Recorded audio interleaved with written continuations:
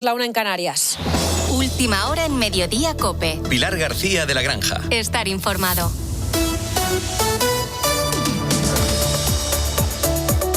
¿Qué tal? Aquí seguimos en Mediodía COPE desde la 1 contándote todo lo que pasa dentro y fuera de nuestro país.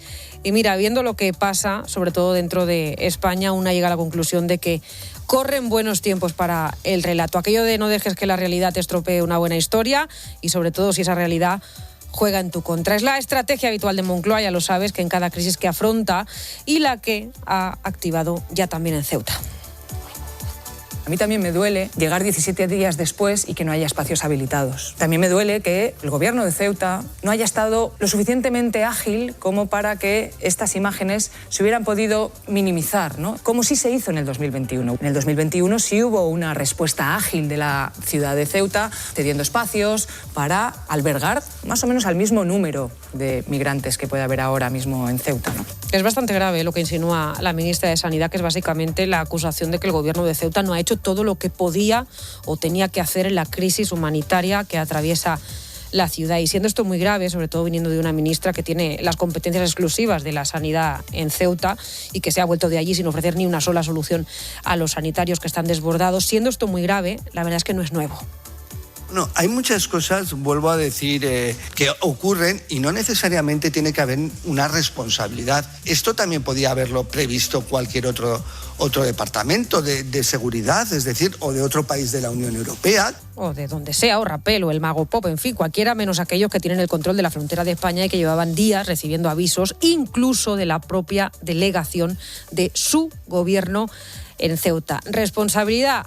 Mira, no, gracias. ¿Explicaciones? Pues tampoco.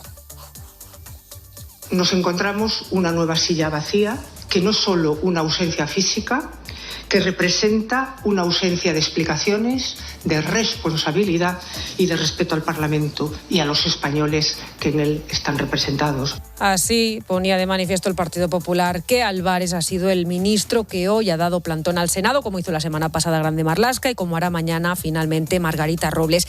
Y esa incapacidad para asumir responsabilidades y para dar explicaciones es lo que te lleva a dibujar una realidad pues que no existe y que provoca que la gente se harte. Y ojo que eso es muy peligroso, porque el hartazgo de los que están en Ceuta se suma al de los que cogen un tren asumiendo que van a llegar tarde, a los de aquellos valencianos que viven en zonas arrasadas por la Dana, viendo cómo se acerca la temporada de lluvias y no tienen terminadas obras fundamentales para evitar tragedias como la de hace 2 años, o al hartazgo de aquellas zonas de España que se han quemado y que escuchan las mismas promesas que nunca se cumplieron en pueblos que pasaron por lo mismo el año pasado y el anterior sin que nadie tenga en cuenta a la gente de la España rural, como ha denunciado la alcaldesa socialista de Santa Cruz de la Serós, Marifé Binacua, municipio desalojado por el incendio de Huesca. Por favor, que escuchen que como la gente del territorio no quiere nadie a su territorio, por favor, que es que esto lo tienen que entender, que nadie quiere cortar un pino de más si tiene que dejarlo, de verdad, que nadie quiere matar fauna, flora, que no, que yo llevo toda la vida en Santa Cruz, mi padre es de aquí, mi abuelo era de aquí y ellos sabían lo que tenían que hacer y cuándo tenían que hacerlo. Si es que al final esto no va de partido, sobre todo en temas tan importantes las siglas se olvidan, ¿no? Y Ceuta es un buen ejemplo de eso, porque la dejadez, la falta de gestión, pasar la pelota al que está por debajo, intentar que el tiempo pase y a poder ser que el otro se desgaste, pues puede tener beneficios para unos pocos y durante un periodo corto de tiempo, pero es la herencia que estás dejando y que hipoteca el futuro no de los que están gobernando, de todo un país que no se puede permitir seguir viviendo de los cuentos que nos cuentan. Escuchas Mediodía COPE. Están pasando más cosas que te cuento con Sandra Senjo. Sandra, buenas tardes. Buenas tardes, Ángela. La última hora, el anuncio del Gobierno Central va a habilitar dispositivos de acogida allí en Ceuta. Aunque el anuncio que acaba de hacer el Masaiz en la ciudad autónoma deja muchos interrogantes. No ha aclarado si se trata de carpas habilitadas para acoger a las miles de personas que siguen en la calle y, sobre todo, la cifra de acogidos, unos 1.500, sería insuficiente para dar cobijo a las 10.000 personas que, según estima el Gobierno de Ceuta, siguen en sus calles. Que en el día de hoy se van a desplegar varios dispositivos de atención humanitaria de carácter temporal y extraordinario. Esto supondrá la habilitación inmediata de 1.500 nuevas plazas. Enseguida ampliamos lo último en Ceuta, donde la actualidad está marcada también por el ultimátum del gobierno autonómico al ejecutivo de Pedro Sánchez, pero además tremendo el accidente que deja 4 muertos en Zaragoza. En el choque frontal entre un coche y un camión en la N122 entre las localidades de Bulbuente y Maleján. Todos los fallecidos iban en el mismo coche. En Ponferrada esta mañana minuto de silencio. Para recordar a las 2 víctimas mortales de la riada que afectó el sábado por la tarde a varias localidades de la comarca leonesa de El Bierzo. Esta tarde se celebra también en Ponferrada el funeral por las 2 mujeres de 62 años fallecidas al inundarse una bodega. Pues precisamente ojo, porque esta tarde van a seguir las tormentas. Hay alerta amarilla en Extremadura, Andalucía, oeste de Castilla-La Mancha, norte de la Comunidad Valenciana, sur de Aragón e interior de Cataluña. Siguen al mismo tiempo subiendo los termómetros, destacan los 40 grados previstos en Orense y los 39 de Badajoz, Cáceres y Córdoba. Y el Barcelona pendiente de la llegada de sus 2 nuevos fichajes. Santi Duque, buenas tardes. ¿Qué tal, Ángela? Buenas tardes. Hoy puede ser día grande en la ciudad condal para el equipo azulgrana porque espera incorporar a Rodri y a Cancelo. Barcelona, Víctor Navarro. Hola. A ver si tenemos esa comunicación con Víctor Navarro. Víctor, adelante. Bueno, pues tenemos algunos problemas con la comunicación con Víctor Navarro. Efectivamente, en el día de hoy está prevista la llegada de Cancelo y de Rodri para convertirse en los nuevos fichajes del conjunto azulgrana, que solo tendría que esperar ya la llegada de un 9 para completar la plantilla. Hoy además continúa la disputa de la primera jornada con el Deportivo de A Coruña Elche a partir de las 9, y en segunda división 2 partidos ponen el broche al primer capítulo de la Liga Hypermotion. A las 7 Sporting de Gijón Sabadell y a las 9:30 Almería Eldense. Y en baloncesto el Real Madrid y Eli John Ndiaye han alcanzado un acuerdo por lo que el ala pívot será jugador del equipo blanco las próximas 2 temporadas. Gracias, Santi. Seguimos en Mediodía COPE.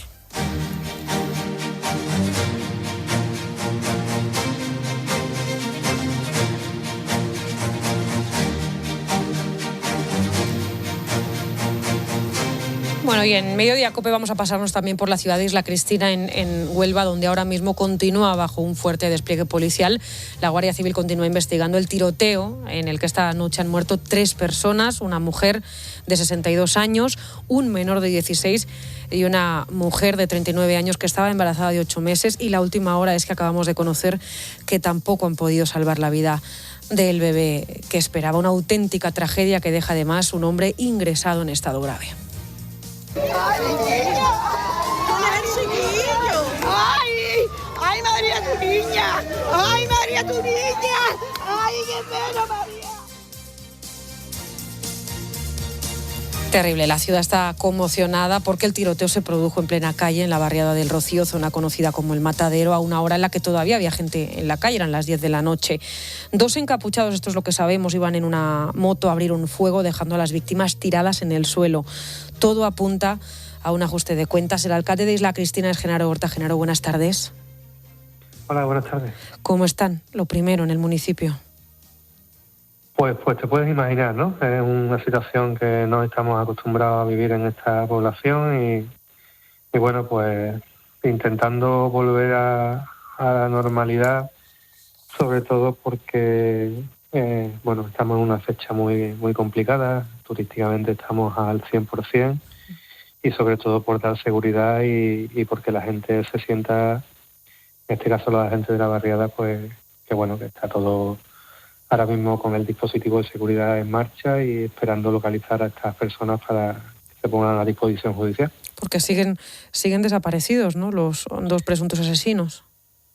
Sí, lo que pasa es que hay mucha información que no nos llega a nosotros, evidentemente, porque estamos bajo secreto de sumario y sé que hay pesquisas que están abiertas y están buscando e intentando que todo se solvente lo antes posible, pero claro, a nosotros nos llega un poco de información siempre aquella que podemos dar y que podemos transmitir, ¿no? En este caso sé que hay un amplio dispositivo no solamente en la ciudad, sino en toda la provincia y espero que al final, en definitiva, se consiga el objetivo que no es más que detener a estos delincuentes, ¿no? Alcalde, se habla de un posible ajuste de cuentas. ¿Se teme que puedan producirse nuevos altercados? Yo particularmente pienso que no, y me explico. No son familias que sean de Isla Cristina, es algo muy puntual. Parece ser que puede venir de un hecho que ocurrió hace 2 años en una barriada de Huelva y que, bueno, ya el año pasado hubo también un intento de violentar a estas personas de esta familia, y en este caso pues han conseguido que esas familias que tuvieron ese problema, dos de ellas, la mujer con el niño y su madre, pues fallecieran. El otro crío, el otro chaval de 16 años no tiene absolutamente nada que ver con esta familia, ha sido, según nos dice la Guardia Civil, algo que ha sido colateral. Qué horror, o sea, que pasaba por allí. Exactamente. Qué Y horror. después está el hijo de esta familia con 18 años, que es el que está grave. Y bueno, pues esta es la situación. Y lo que contaba, ¿no? El bebé que esperaba la mujer embarazada que ha muerto en el tiroteo, pues tampoco así ha podido salvarlo los médicos, ¿no? Yo estuve casi a los 15 minutos de ocurrir y ya estaba... Se veía que no iba a ser posible. La madre llevaba fallecida ya un tiempo y bueno, entendíamos que era muy complicado salvar la vida de este niño nonato, ¿no? Así que bueno, pues sí, una verdadera desgracia. Pues una auténtica tragedia, efectivamente. Alcalde de Isla Cristina, Genaro Horta, le mandamos un abrazo enorme desde Mediodía COPE y esperemos que encuentren pronto a los asesinos. Esa es el objetivo, y sobre todo porque somos un municipio que no tenemos relación ninguna con este tipo de hechos, y esperemos que se solvente lo antes posible. Un abrazo, alcalde. Un abrazo. Madre mía, la historia pone los pelos de punta, desde luego, el crimen de Isla Cristina en Huelva. En Ceuta, a todo esto sigue el desembarco de ministros tras la entrada masiva de migrantes. Si contamos la visita inicial que hizo Sánchez, ya son 8 los miembros del gobierno que han pasado por ahí. El resultado, pues pocos cambios, ¿no? Por el momento en el día a día de la ciudad, y eso sí, muchas muestras de malestar.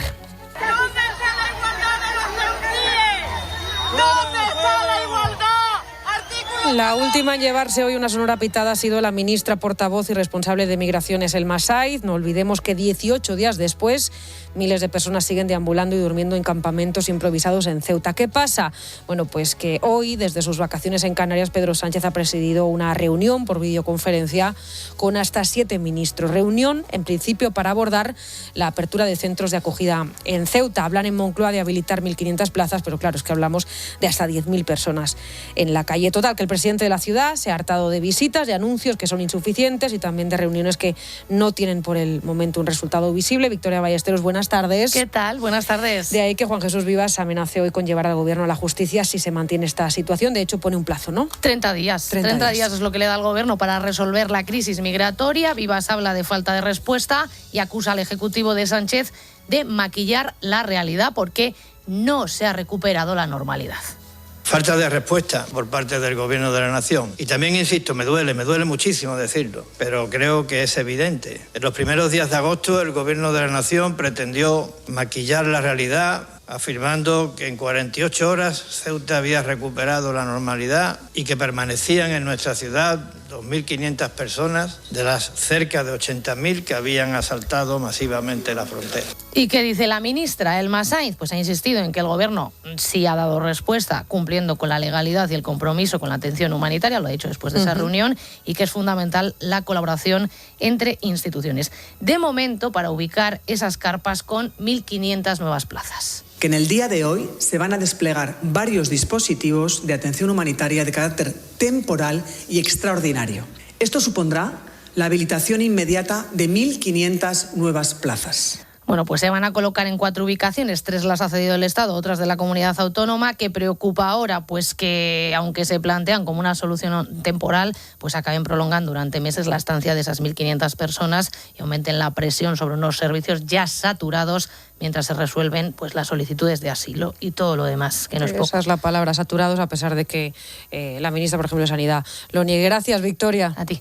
Te contaba hace unos minutos que el ministro Álvarez, citado a comparecer esta mañana en el Senado, pues ha dado plantón, no ha explicado la relación con Marruecos, no se ha presentado. El PP ha registrado una proposición no de ley en el Congreso con 11 puntos, entre ellos la petición de un mando único y la necesidad de refuerzos. Cuca Gamarra, vicesecretaria del Partido Popular, habla de la urgente necesidad de estas medidas. Los datos sobre, reitero, las agresiones sexuales a una niña de 10 años y a mujeres son espeluznantes. Y se habla con una frivolidad de poner en marcha sitios seguros en España para que las mujeres no sean agredidas, que francamente es lamentable. Y todo esto, además, en medio de una batalla política importante dentro del propio PSOE, sobre todo en Ceuta, a raíz de la dura crítica que dejaba este fin de semana aquí en COPE Melchor León, diputado socialista y vicepresidente segundo de la Asamblea de Ceuta. Son muchos compañeros los que en privado te critican la gestión tanto del gobierno como del delegado del gobierno. Muchas personas tienen miedo a decirlo públicamente por las represalias que puedan tomar desde el partido a nivel nacional, pero sinceramente tendremos que asumir las consecuencias de las personas que estamos contando la verdad y que vamos a seguir contándola. Destaca el eco que dentro y fuera del PSOE está teniendo esa entrevista en COPE, por lo que supone que alguien dentro de un partido se atreva a hacer autocrítica y a poner por delante los intereses de los ciudadanos, que es una heroicidad en estos tiempos. Mira, te recomiendo que la escuches, la entrevista completa, que la tienes en cope.es. De la lucha contra el fuego sigue destacando el incendio de Riglos en Huesca, en el que ha muerto un militar de la UME al volcar un camión autobomba. Afecta ya a 18.000 hectáreas, mientras que el de Niebla en Huelva ya está estabilizado. En lo que va de año se han quemado más de 265.000 hectáreas. Son más que el año pasado por estas fechas, aunque con una diferencia. El mes de agosto de 2025 concentró más incendios en menos tiempo y las consecuencias de aquellos días nefastos de hace un año van a durar mucho tiempo. A zona está todo arrasado, literalmente. Entón, é que construir incluso ali suporía certos peligros, non? Porque como está toda a zona arrasada, que outro dos problemas que estamos tendo tamén é que cada vez que hai como, pues chuvias ou tormentas, prodúcense arrastres e corrementos de terra.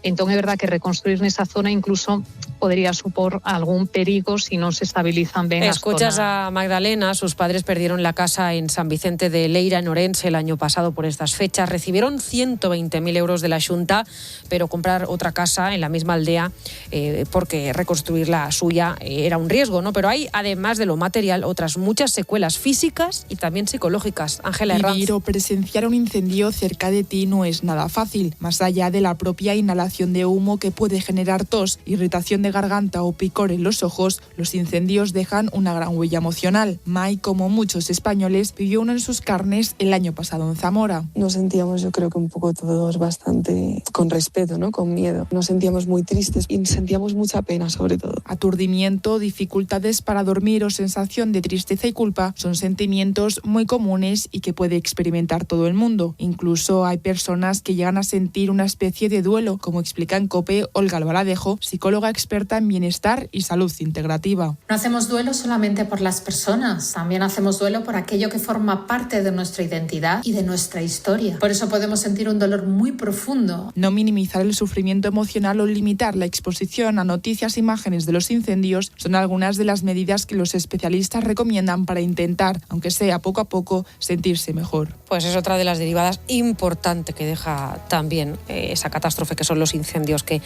asolan España y contra los que seguimos luchando. Sigues en Mediodía COPE, ahora desde tu COPE más cercana.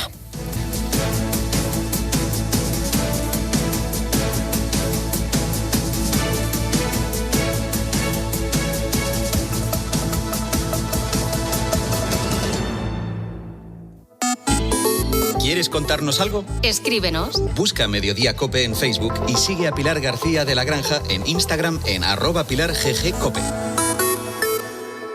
En lo más profundo de las montañas aún quedan vestigios de un pasado legendario. Alguien mató a esos hombres. Tom Berenger. ¿Qué harán con nosotros? Bárbara Hershey. Su pueblo ha sobrevivido siempre sin la ayuda del hombre blanco. Los últimos guerreros. El sábado a las 5 de la tarde, en 13. España es campeona del mundo y en HR Motor lo celebramos contigo. Con hasta 10.000 euros de descuento en vehículos de ocasión y cientos de coches con entrega inmediata desde 150 euros al mes. SUV, híbridos, urbanos, elige el tuyo.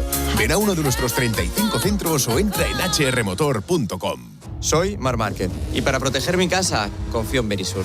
Cuando cada segundo cuenta, no hay nada como ser el primero. Por eso los miles de expertos de Verisur responden en menos de 20 segundos ante cualquier peligro en tu casa, dando aviso a policía en caso de intrusión. Además, en caso de emergencia, con tan solo pulsar un botón, podemos mandarte la ayuda que necesites, abrir la puerta en remoto y acompañarte en todo momento. Llama a Verisure al 900-666-777. Verisure. Soy Aida, de Carglass. Como especialistas en lunas, siempre te ofrecemos el mejor servicio. Por eso, puedes pedir tu cita directamente en Carglass, por teléfono o en nuestra web. Así de fácil. Además, te ayudamos con los papeles del seguro. Carglass cambia, Carglass repara. Pilar García de la Granja. Mediodía COPE.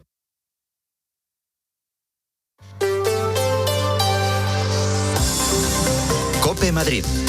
Estar informado.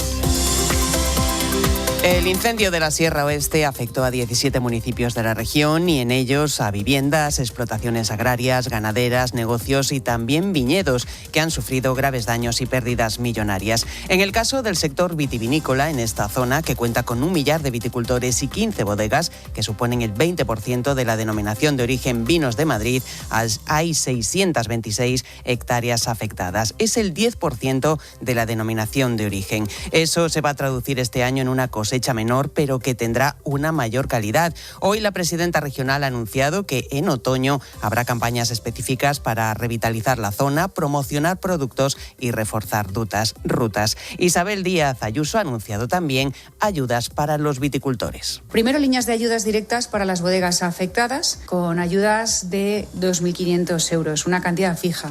A lo que se añaden ayudas a los viticultores por hectárea quemada, por un valor de 1.500 euros por cada una. Las que han sufrido daños por el calor van a recibir unos 200 y aquellas que han sido afectadas por el humo 250 por hectárea. El incendio de la Sierra Oeste, por cierto, también impidió el baño en el pantano de San Juan y el acceso a la playa del Alberche. Son 2 puntos en los que también se han estado haciendo análisis específicos del agua dentro de la campaña de vigilancia sanitaria que se hace durante el verano en las zonas habilitadas al baño. Hay hasta 52 controles que se van a hacer hasta el 15 de septiembre y Salud Pública insiste en que solo hay que bañarse en las zonas autorizadas donde se hacen precisamente esos controles específicos. Hacerlo en zonas no permitidas puede suponer un peligro no solo para la salud, sino también para la seguridad. Mamen Vizcaíno, buenas tardes. Buenas tardes. Los controles que hacen los técnicos de salud pública se hacen precisamente para descartar que hay cualquier tipo de contaminación microbiológica, que la calidad del agua es buena y, por tanto, nos podemos bañar. Esos controles se hacen cada 10 días, aunque Elena Andradas, directora general de Salud Pública, nos matiza que ante episodios especiales como los incendios de este verano en la Sierra Oeste se intensifican. Hacemos un mínimo de 8 tomas de muestra para controlar la calidad hasta el 15 de septiembre, pero cuando hay incidencias como nos ha ocurrido este verano en la zona por el incendio de la Sierra Oeste, pues incrementamos el número de muestreos y garantizar que ese agua sea realmente apta. Salud Pública toma sus decisiones en base a estos parámetros, mientras los ayuntamientos de las zonas afectadas adoptan las suyas. Por ejemplo, el de San Martín de Valdeiglesias todavía no ha autorizado el acceso al Muro y a Virgen de la Nueva, las 2 zonas de baño del pantano de San Juan. Ya a principios de agosto los análisis dieron buenos resultados. Es posible bañarse, pero los accesos no son seguros. Importante tener precaución para evitar accidentes y preservar la seguridad, Mamen, pero también hay que respetar esas zonas delimitadas para el baño porque cada vez se detectan más infracciones.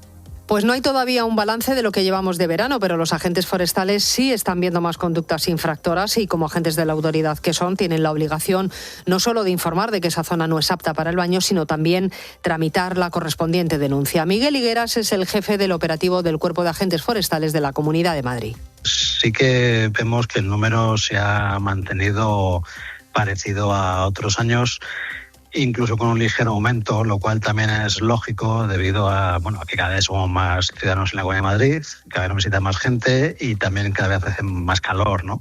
Entonces el número de usuarios potenciales aumenta. Hay que recordar que en nuestra región solo está permitido el baño en 5 espacios naturales: las playas fluviales de Las Presillas en Rascafría, los Villares en Estremera, la playa del Alberche en Aldea del Fresno y el Muro y Virgen de la Nueva en San Martín de Valdeiglesias. Solo aquí hay seguridad para los bañistas. El resto de zonas son peligrosas y los riesgos aumentan. Es un río, es una zona natural y ahí puede haber piedras, puede haber corrientes, puede haber vegetación sumergida. La profundidad no la tenemos clara, entonces hay un riesgo físico de tener algún tipo de accidente y también hay un riesgo biológico de padecer alguna enfermedad de infección o contaminación porque esa agua no ha sido analizada.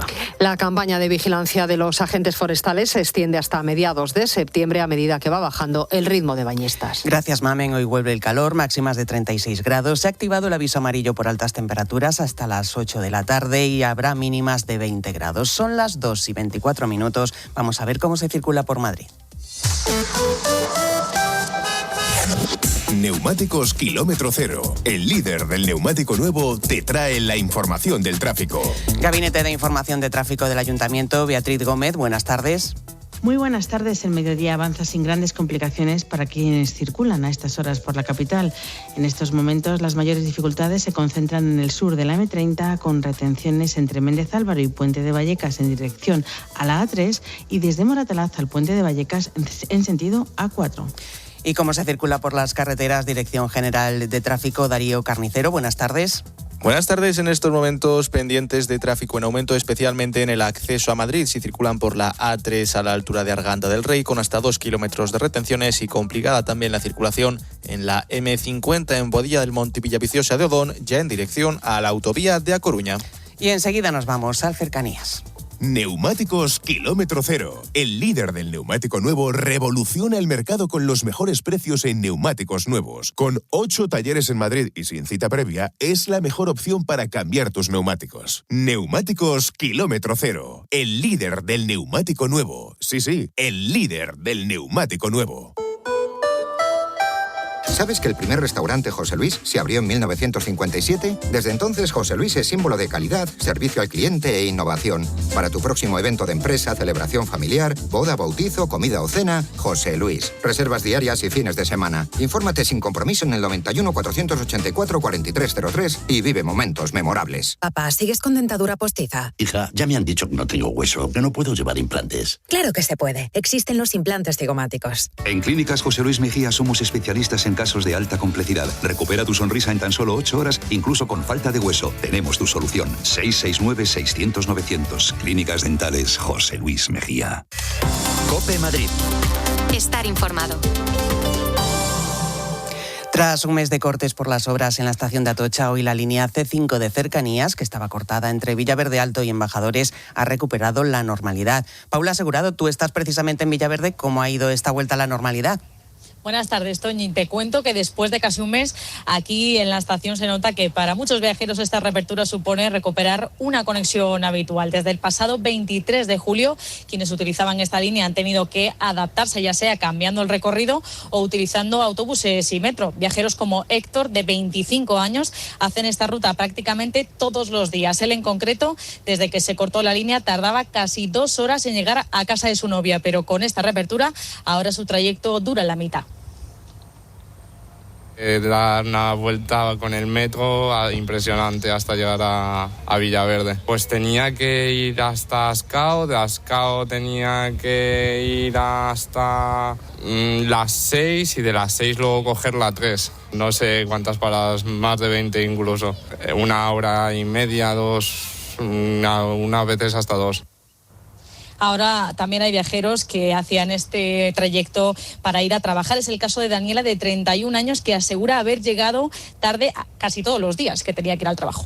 Cojo las C5 para el trabajo, hasta Atocha, pero como está cortado y vienen cada 10 o 15 minutos, pues literalmente estoy llegando tarde. Entonces el trayecto de 1 hora se está haciendo casi de 2 horas. Tenía que coger la línea 10 de metro, pero también está cortada. Para los viajeros de la C5 y toca volver a la rutina, pero para el resto todavía quedan unas semanas de cambios. Aún quedan semanas de obras en Atocha. Gracias, Paula. COPE Madrid. Estar informado. Plus Ultra Líneas Aéreas. Vuela a Latinoamérica al mejor precio y con más maletas, porque nosotros sí incluimos maletas facturadas en todas nuestras tarifas. Argentina, Perú y Venezuela más cerca que nunca. Plus Ultra Líneas Aéreas. Compra ya en plusultra.com, en el call center y agencias de viajes. Los Fernández son muy amables. Recogida a domicilio de cortinas y edredones, de alfombras y de tapices, limpieza y restauración. 91 308 5000. Los Fernández son muy amables. Querido oyente, ¿has perdido algún ser querido? En Martínez La Fuente Abogados te ayudamos a tramitar la herencia. ¿Problemas entre los herederos? En Martínez La Fuente Abogados mediamos para resolverlos. Infórmate en el 646-690-032 o en martinezlafuenteabogados.com. Especialistas en herencias. Escuchas Mediodía COPE.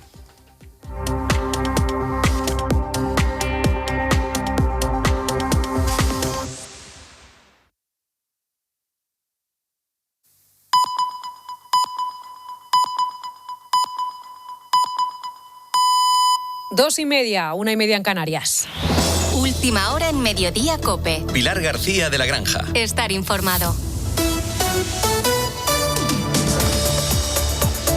Muy buenas tardes, aquí seguimos en Mediodía COPE, mediodía de este lunes 17 de agosto, en el que la crisis en Ceuta ha abierto un nuevo frente, un frente más hasta ahora contenido, que es el choque entre administraciones. El presidente de Ceuta empieza a desesperarse, cosa lógica teniendo en cuenta la que tiene encima, y amenaza al gobierno con acudir al Poder Judicial si en 30 días no ha resuelto la difícil situación que atraviesa la ciudad.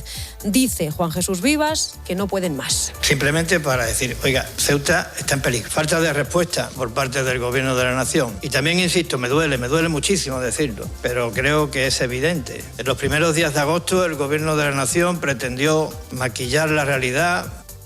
Lo de maquillar la realidad es algo que demuestran las propias declaraciones de los ministros que han pasado por allí, ¿no? Te recuerdo que Grande Marlaska, el 4 de agosto, confirma que solo, entre comillas, lo de solo, quedan 2.000 migrantes en Ceuta. Hace 4 días hablaba de 5.000, o que pocos días después de la crisis hablaban de que se avanzaba hacia la normalidad, y ante la obviedad tuvieron que rectificar y decir que, hombre, que de normalidad todavía nada.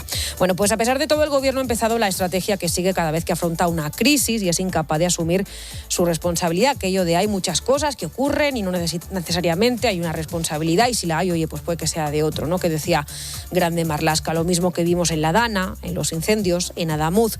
Hoy la ministra de Sanidad ha dado un paso más en Televisión Española. Prácticamente acusa al gobierno de Ceuta de dejación de funciones.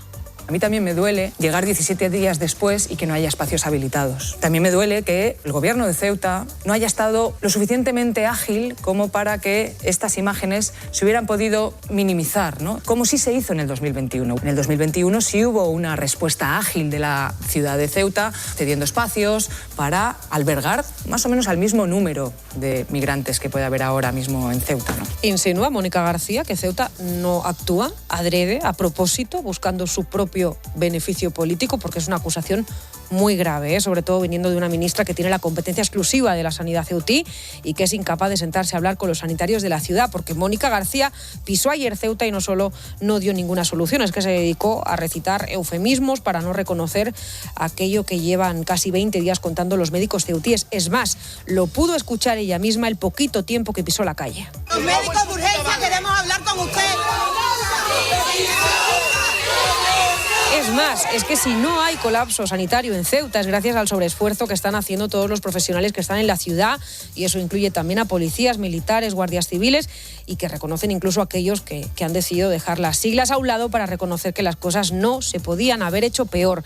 Y en estos tiempos pues tiene mucho mérito. Melchor León es diputado del PSOE en Ceuta, vicepresidente segundo de la Asamblea, ya ha pasado este fin de semana por COPE. Mal y tarde. Y el presidente Vivas, que no sea de mi partido, ha estado dando la cara desde el primer momento. Hay miles de ceutí que tienen miedo, que no pueden salir a la calle ni hacer vida normal. Tenemos un problema de salubridad que están denunciando los propios médicos. No nos vale de nada que vengan 5 ministros como han venido para decir que sí, que todos van a volver a Marruecos, que todo, pero ¿cuándo? ¿Cómo? Y necesitamos fecha. Es tan obvio, tan sensato, tan real lo que dice este diputado ceutí, socialista, que no debería de ser algo excepcional, es simplemente poner voz a lo que sienten los vecinos a los que representan. Pero es tan difícil salirse de la línea oficial que puede que incluso le cueste un expediente del partido. Por cierto, la que ha estado esta mañana en Ceuta ha sido la ministra de Migraciones, Elma Said, que anuncia 1.500 plazas más para los migrantes que siguen en la ciudad. Te recuerdo que según el gobierno ceutí, quedan más de 10.000 personas en las calles de Ceuta. Escuchas Mediodía COPE. Y con Sandra Senjo te cuento las noticias más destacadas a esta hora. Acaba ya el plazo para que Estados Unidos e Irán negocien una paz permanente. Se dieron 60 días, pero el régimen iraní dice ahora que el memorando firmado por ambos países es irrelevante. Lo cierto es que a pesar de aquel acuerdo no han cesado los ataques en los últimos 2 meses. Y en medio de todo, hoy la Guardia del régimen iraní amenaza con extender la guerra más allá de la región si Estados Unidos e Israel atacan Irán. Bueno, ya sabes que incertidumbre geopolítica es sinónimo de tambaleo en los mercados. Hoy el precio del barril de Brent supera los $88. Estamos además pendientes de la situación en Granada después del terremoto de 5,2 grados de este fin de semana. Desde la medianoche se han producido al menos 6 réplicas, todas por debajo de los 6 grados, y se ha solicitado la evacuación de cerca de 1 millar de edificios tras el terremoto de este fin de semana. Pablo Gabriel Silva es catedrático de Geomorfología de la Universidad de Salamanca y ha pasado esta mañana por Herrera en COPE. Pero en cualquier caso son terremotos muy superficiales que, pues generan este cierto grado de inquietud. Cuando tenemos una intensidad 5, lo único que quiere decir que hay un fuerte balanceo de los objetos, lo siente ya todo el mundo y comienza a haber desprendimientos de cornisas o alguna balustrada, que son elementos que, estando en una zona sísmicamente activa, no deberían de existir. Bueno, y por suerte, Sandra, como decíamos, todas las réplicas que se han sucedido han sido por debajo de esos 2 grados. La vista, además, un día más puesta, evidentemente, los incendios. Con buenas noticias desde Niebla, en Huelva, tras ser estabilizado el incendio que ha afectado a 33.000 hectáreas en 10 días. El más grande en los registros de Andalucía. Allí todos los evacuados han ido regresando a sus casas en las últimas horas, pero el Infoca mantiene 70 efectivos y 4 autobombas para alcanzar la extinción definitiva. La otra cara es la del incendio en las Peñas de Riglos, en Huesca. Ya son 17.500 las hectáreas quemadas y más de 1.000 vecinos de 19 localidades desalojados. Es en las tareas de extinción de este incendio donde perdía la vida un efectivo de la Unidad Militar de Emergencias al volcar un camión autobomba, accidente que deja además 3 heridos. ¿Qué más sabemos de la situación? COPE, Jaca. Pablo Barrantes, buenas tardes. ¿Qué tal? Buenas tardes. La situación del incendio del Pirineo aragonés evoluciona de forma favorable después de las lluvias de ayer que permitieron frenar las llamas en algunas de las zonas más complicadas. Estamos ya ante el mayor incendio registrado en Aragón, más de una semana activo y cerca, como decís, de 18.000 hectáreas calcinadas. Un perímetro que se mantiene contenido en torno a los 100 kilómetros. Uno de los puntos que más preocupa sigue siendo Santa Cruz de la Seró, Santa Cilia y además del entorno de la Peña Oroel, donde la complicada orografía está dificultando los trabajos y se está reforzando el anclaje del incendio. El operativo ronda los 1.000 efectivos llegados prácticamente de toda España y de Francia, una operación que continúa siendo de gran dimensión. La lluvia ha dado un respiro importante, pero se pide prudencia porque vuelven a subir las temperaturas y entra el cierzo. Y por cierto, el presidente Azcón de Aragón ha decretado día de luto. Todas las banderas oficiales ondean a media asta por el fallecido ayer por el militar de la unidad de montaña. También gracias en el Ayuntamiento de la Almunia de Doña Odina, en Zaragoza, localidad natal de ese militar fallecido ayer. Acabamos de conocer que se han decretado 3 días de luto oficial. Bueno, y a partir de las 3 en la tarde de COPE, todo el deporte. Santi Duque, buenas tardes. ¿Qué tal, Ángela? Buenas tardes. Estaremos en Barcelona, donde se espera la llegada de Rodri y de Cancelo para convertirse en nuevos jugadores azulgranas. Hablaremos de las victorias del Barça y del Real Madrid ayer en sus respectivos partidos amistosos con el debut, además de algunos de sus fichajes. Escucharemos a Kangin Lee, que hoy ha sido presentado como nuevo jugador del Atlético de Madrid. Repasaremos, por supuesto, los partidos de Liga que se han disputado este fin de semana y el que está por jugarse en el día de hoy entre el Deportivo de La Coruña y el Elche. Y hablaremos de un fin de semana fantástico para el deporte español con medallas en distintos campeonatos de Europa. Gracias, Santi. Sigues en Mediodía COPE.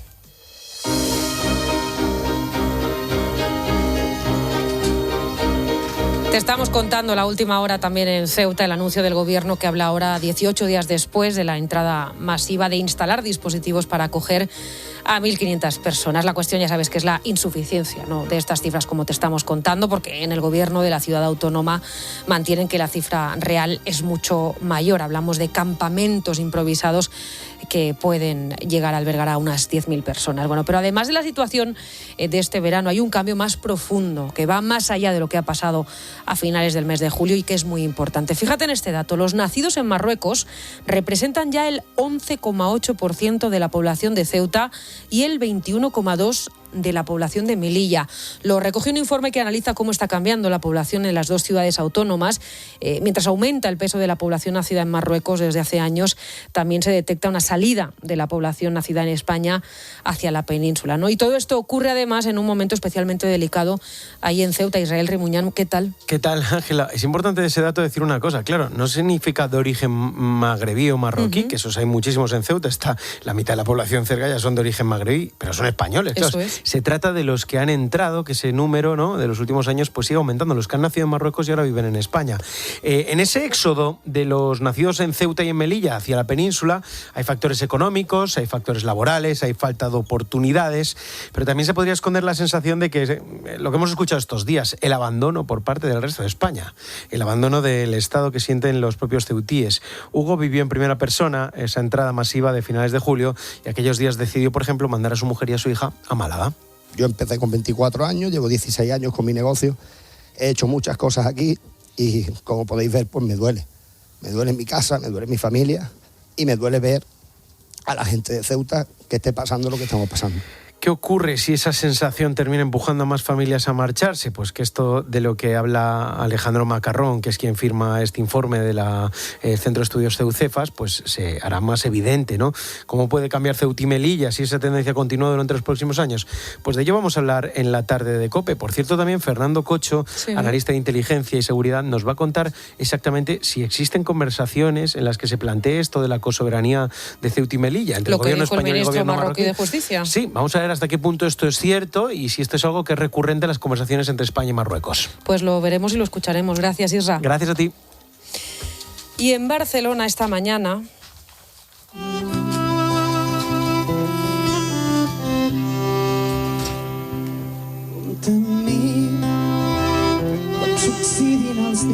El homenaje que sonaba así en la plaza de Sant Jaume, justo 9 años después de los atentados de las Ramblas y de Cambrils. Murieron 16 personas y 153 resultaron heridas. Eran las 5 menos 10 de la tarde. La zona de las Ramblas bulle de turistas.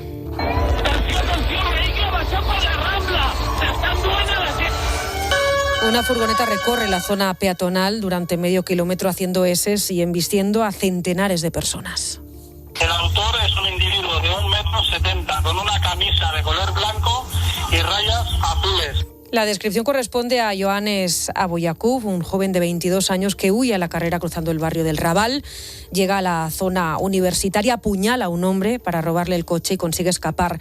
Esa misma noche y a poco más de 100 kilómetros en Cambrils, 5 miembros de la misma célula yihadista se saltan un control y arrollan a 4 personas. Los Mossos d'Esquadra abren fuego.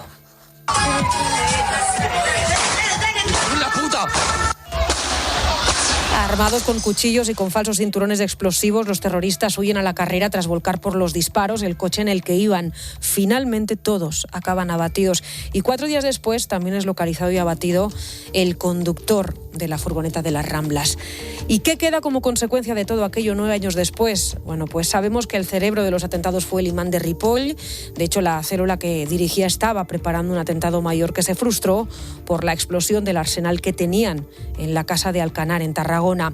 También sabemos que la sentencia condenó a 3 de los miembros de la célula terrorista a entre 8 y 53 años de cárcel, aunque ninguno de los condenados fue el autor material. Y esa misma sentencia reconoció a más de 300 personas como víctimas de los atentados por haberse visto afectadas física, pero también psicológicamente. La cuestión es que 9 años después, pues muchas de ellas siguen sin recibir indemnización. COPE Barcelona, Mar Puerto. La sentencia de la Audiencia Nacional reconoció a 368 víctimas del terrorismo por fallecimientos, lesiones físicas o daños psicológicos, pero según los datos de Interior, solo 232 han sido indemnizadas, por lo que todavía quedan 136 pendientes de recibir una compensación. El Ministerio asegura que ha informado a los afectados sobre cómo reclamar sus derechos y señala que 190 personas todavía no han presentado esa solicitud. Sin embargo, desde la desaparecida Unida, Unidad de Atención y Valoración de Afectados por Terrorismo, denuncian falta de iniciativa de las administraciones para localizar a quienes todavía no han sido encontrados. El problema es que los afectados proceden de una treintena de nacionalidades y algunos residen fuera de España. La Generalitat creó en noviembre del año pasado un servicio específico de atención a las víctimas del terrorismo, aunque todavía busca la fórmula para localizar de manera proactiva a las personas afectadas que no han contactado con la Administración. En total se han abonado casi 9 millones de euros en indemnizaciones, pero 9 años después, para 136 víctimas reconocidas judicialmente, la reparación económica todavía está pendiente. Pues nuestro recuerdo y nuestro abrazo más cálido desde aquí, desde Mediodía COPE, para todas estas víctimas de aquellos atentados que siguen esperando 9 años después. Bueno, y así llevan desde el viernes en la granja de Cáceres.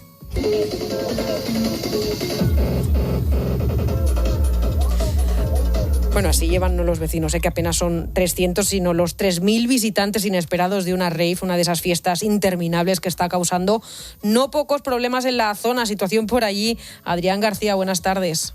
¿Qué tal, Ángela? Buenas tardes. Aquí en Extremadura, sobre todo los que somos de pueblo chico, estamos acostumbrados a que en verano, con las ferias y las fiestas, el pueblo multiplique su población. Pero no sé yo si esto es lo que podían esperar los vecinos de la granja. Estos no son los forasteros, como se dice en el pueblo de cada verano. Es una fiesta, una macro rave clandestina, ilegal, que está llenando el entorno del pueblo de 3.000 personas, como dices, y miles de coches y de caravanas. Y tú dirás, desde el viernes, por mucha rave que haya, no hay cuerpo que lo aguante. Pero claro, es que tienen puestos de comida, puestos de artesanía, escenarios, zonas de baile. Vamos, que han montado una feria. En el pueblo hay quien dice que, oye, que por lo menos se ve movimiento. Para la Guardia Civil, eso sí, Ángela, es menos simpático el tema. Permanece activo un dispositivo especial vigilando la rave desde el pasado viernes. Así hasta que acabe la fiesta. Pues veremos cuándo acaba. Gracias, Adrián. Y hoy además en COPE el problema cada vez más frecuente entre los usuarios del coche eléctrico. Obviamente las revisiones son más caras porque el vehículo tiene unas características que no tiene un motor normal y es cierto, cuando tú pides una cita es mucho más complicado. Contaba este usuario Álvaro en Herrera en COPE los largos tiempos de espera para revisiones o reparaciones porque falta mano de obra en los talleres. Se calcula que 8.000 plazas están sin cubrir en el sector. Claro, luego normal que a veces nos encontremos con esa lista de espera imposible cuando llegan estas fechas y todos queremos poner el coche a punto al mismo tiempo para irnos de vacaciones. Y así vamos camino de las 3 menos cuarto, pasadas 46 minutos. Sigues ya en el Mediodía COPE desde tu COPE más cercana.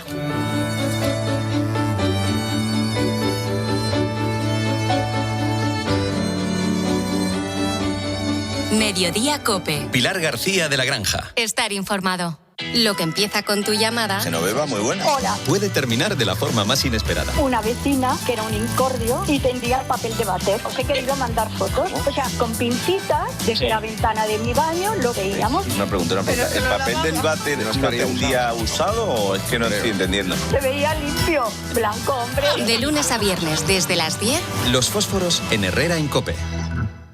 Estos sí son unas segundas rebajas, solo en Rapimueble. Dormitorio juvenil compacto 389. Conjunto de matrimonio de canapé más colchón 354 euros. Más ahorro, más ofertas, más barato. Segundas rebajas en Rapimueble. Estamos muy cerca de ti y en rapimueble.com. ¿Qué? Han ocupado mi casa y no me ayuda. Pues ¿sabes qué? Yo me voy a la Mutua.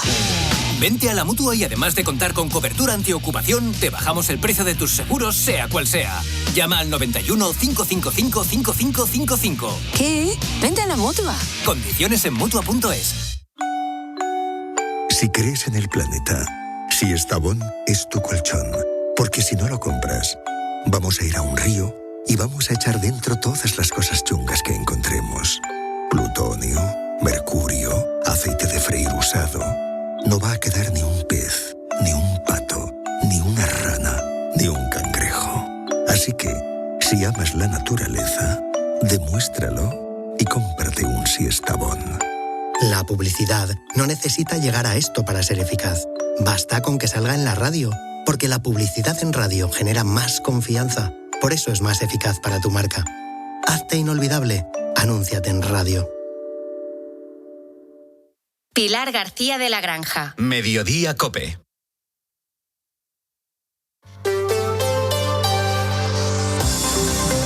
COPE Madrid. Estar informado. La central de Almaraz en Cáceres va a seguir funcionando al menos hasta 2030 tras la decisión del Gobierno de alargar su vida útil. De esta planta depende alrededor del 15% del consumo eléctrico de la Comunidad de Madrid. Por esta razón, el Gobierno de Isabel Díaz Ayuso lleva años reclamando que no se cierre esa central y ahora celebra su prórroga. Paula Martí, buenas tardes. Buenas tardes, Toñi. ¿Cómo beneficia esta decisión del Gobierno central a nuestra región? Pues para entenderlo hay que tener en cuenta un dato, y es que Madrid consume mucha más electricidad de la que es capaz de generar. El año pasado, por ejemplo, la región demandó más de 28.000 gigavatios hora y produjo únicamente 1.240. Es decir, Madrid concentró algo más del 11% de toda la demanda eléctrica de España, pero tan solo generó el 0,5%. Por eso, la continuidad de Almaraz es una reivindicación que el Ejecutivo Autonómico lleva años haciendo junto al Gobierno extremeño. De hecho, a principios del año pasado, la presidenta de la comunidad, Isabel Díaz Ayuso, visitó la central junto a la presidenta extremeña para defender su continuidad. Este fin de semana, tras conocerse la prórroga, Ayuso ha felicitado a su homóloga extremeña y ha vuelto a defender el papel de Almaraz. Hemos estado apoyando desde Madrid a Extremadura en todo lo que hemos podido, allí en persona y en todas nuestras intervenciones y actuaciones.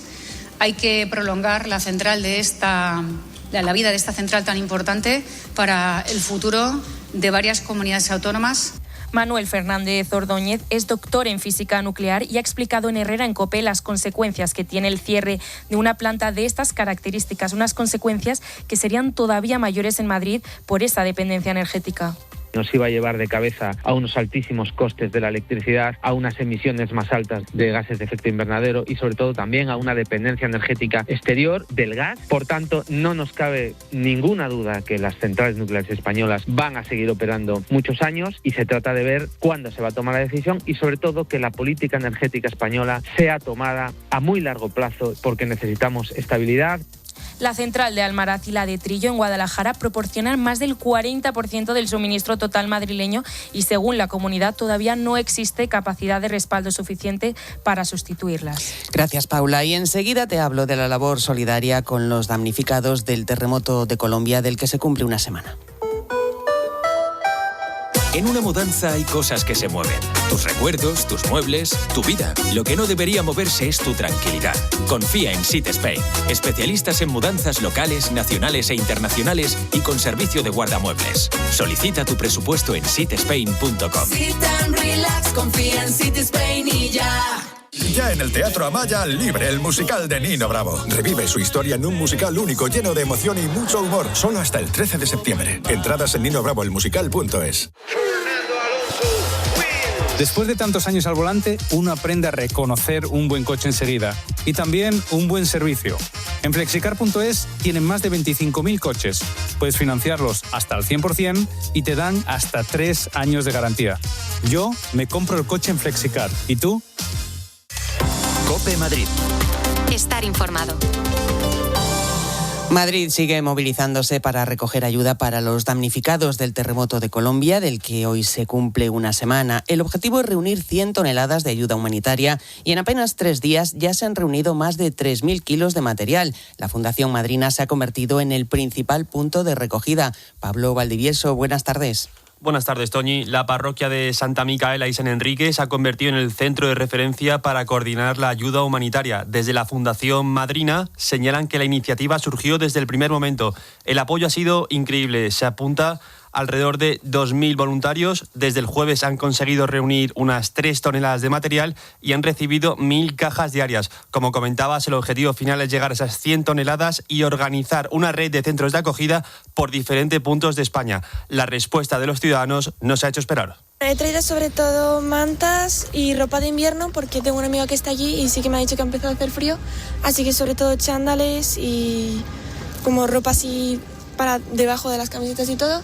Luego de higiene he traído un montón de compresas y había traído un champú, pero me ha dicho que no lo puedo traer. Y cepillos de dientes. Quienes quieran colaborar no deben pensar únicamente en comida o ropa, sino en tiendas de campaña, sacos de dormir, mantas, sábanas, además de material higiene y equipamiento médico.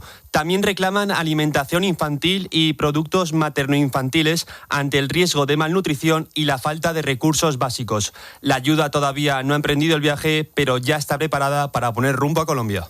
Gracias, Pablo. Y esta noche se cumplen 90 años del asesinato de Federico García Lorca y Madrid va a recordar hoy su legado con un recorrido por los lugares donde residió, escribió o simplemente pasaba las tardes junto a Dalí y Buñuel. Y es que hay varios enclaves de la capital muy relacionados con el poeta granadino. A partir de las 8:30 de esta tarde, una escultura suya, una escultura del poeta, será la que reviva sus pasos. Mónica Álvarez, buenas tardes. Buenas tardes, Toñi. Madrid va a recibir esta noche a un Lorca sonriente, de pie y con una varita mágica en la mano. Es la escultura del artista Sánchez Castillo, una escultura de la exposición La Perla Peregrina del Museo Reina Sofía, que protagoniza esta saca nocturna y que va a recorrer de la mano de distintos jóvenes artistas muchos lugares de la capital vinculados al poeta granadino. Un acto cultural cargado, eso sí, de simbolismo, como nos explica en COPE Juan Gómez Alemán, responsable de esta iniciativa. Es un acto por la memoria tanto de Lorca como del resto de desaparecidos. También es un acto en el que un cuerpo que no está, que no sabemos dónde está, pues como que lo traemos de vuelta de una manera simbólica y lo devolvemos al pueblo, a la ciudad. Una oportunidad también lúdica para recordar, además de su figura, su extensa obra, como títulos como Poeta en Nueva York o El romancero gitano. Da un momento para recitar, para invitar también a los espectadores o a los caminantes que vengan a acompañarnos para que puedan recitar también poemas de Lorca. También habrá una parte de danza y también una parte musical en la que podremos escuchar pues algunas de las coplillas que escribió Lorca. La escultura partirá del Palacio de Velázquez en el Retiro a las 8:30 de la tarde y recorrerá la Cuesta de Moyano, el entorno del Museo del Prado y también la calle Huertas hasta llegar a la Plaza de Santa Ana alrededor de las 11 de la noche. Muchas gracias, Mónica. Pues una cita para esta tarde. Y te cuento también que han comenzado ya los ensayos con los primeros 48 trenes automáticos de metro que van a circular por la línea 6 a lo largo de 2027. Son trenes compuestos por 6 coches con una longitud total de más de 100 metros y que pueden transportar cerca de 1.400 viajeros. Es un 17% más que los actuales. Alcanzarán también más velocidad, hasta los 110 kilómetros por hora, y serán además más eficientes. Las pruebas se están realizando en las líneas 10 y 11 en horario nocturno, sin pasajeros y con maquinistas para estudiar la seguridad, la fiabilidad y operatividad de estos nuevos trenes. Jorge Rodrigo es el consejero de Transportes. Son automáticos, son de una fiabilidad al 100%. Es algo que en Madrid solo tenemos un ejemplo, la T4 en este caso, pero desde luego el resto de los países de Europa conocen la automatización y nosotros queremos seguir avanzando en ese futuro de Metro Madrid, haciéndolo uno de los más modernos y sobre todo de los de mayor calidad. Y te cuento también que la Comunidad de Madrid ha hecho un llamamiento urgente para donar sangre, ya que las reservas se encuentran al 38%. Prácticamente todos los grupos sanguíneos están en alerta roja. Se necesitan unas 900 donaciones diarias para garantizar el suministro de componentes sanguíneos a los 70 hospitales de la región, especialmente ahora en verano. La región cuenta con puntos fijos de donación en 30 hospitales, además de unidades móviles y Cruz Roja. COPE Madrid. Estar informado. Madrid en verano, más de 40 grados. ¿Qué va? ¡40% menos! En Óptica Roma, cuando sube el termómetro, baja el precio de tu nueva gafa. Este verano, 40% de descuento en tus gafas graduadas, en los 11 centros de Óptica Roma. Óptica Roma, tus ópticas de Madrid. Papá, ¿sigues con dentadura postiza? Hija, ya me han dicho que no tengo hueso, que no puedo llevar implantes. Claro que se puede. Existen los implantes cigomáticos. En Clínicas José Luis Mejía somos especialistas en casos de alta complejidad. Recupera tu sonrisa en tan solo 8 horas, incluso con falta de hueso. Tenemos tu solución. 669-600-900. Clínicas Dentales José Luis Mejía. En Cachopo & Go, pusha el sabor.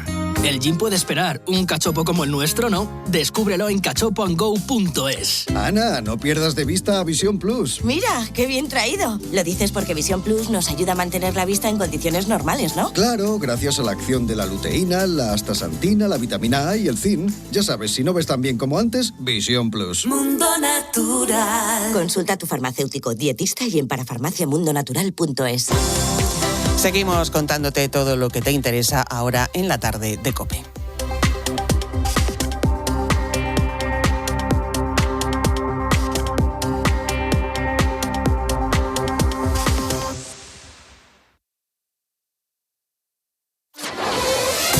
editorial. Cadena COPE.